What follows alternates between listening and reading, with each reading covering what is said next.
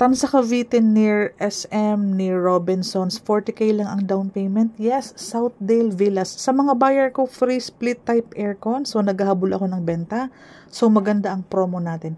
Again, ito po, nasa Santol, Tansa Cavite. Maganda location ito. Ito, pinakamura na Tansa Cavite. Daily tripping and reservation dahil marami kaming mga inventory. May mga corner lot kami. So, focus project muna ako sa pinaka-affordable ng Tansa Cavite. Ang deliverable nito po is semi-complete. Pinaka-affordable talaga po kasi location-wise, yun ang selling point natin dito. So, hindi siya sobrang mahal dahil naka-basic bare ang ating deliverable. Ang nasa video po is dress-up model. Malaki ang space sa likod. 36 square meters po ang lot area. Ang floor area po is 42 square meters. Ito po, nasa 4 months lang ang down payment kaya mabilis po ang ating turnover. Ang first batch this year, ang second batch early next year, turnover na. Mabilis po ang ating construction, maiksi lang ang ating down payment. Tapusin mo yung video, nasa dulo po yung computation. Second floor, pwede kang maglagay ng standard size na 2 bedrooms para kasya pa ang mga cabinets mo. Ayan siya. Ito po ang ating typical second room, first room.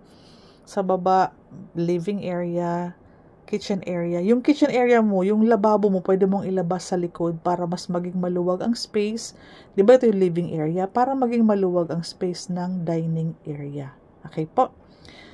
So, daily tripping and reservation for the computation. Ito na. 1,880,000. To reserve 5,000 only.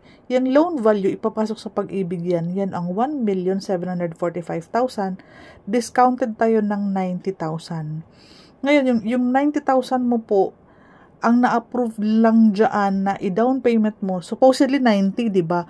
40 lang po. So, may discount kang 50,000. Again, 40,000 lang po ang down payment hanggang May 31 lamang po ito. 4 months to pay, kaya 10,000 per month. So, napakagaan, napakaluwag. Tansa Cavite ka na. Ang monthly amortization po is 12,555. Required income po is 35,872. Open for co-borrowers. Again, location-wise, yun ang binibenta natin. Prime location siya. Pinakamura,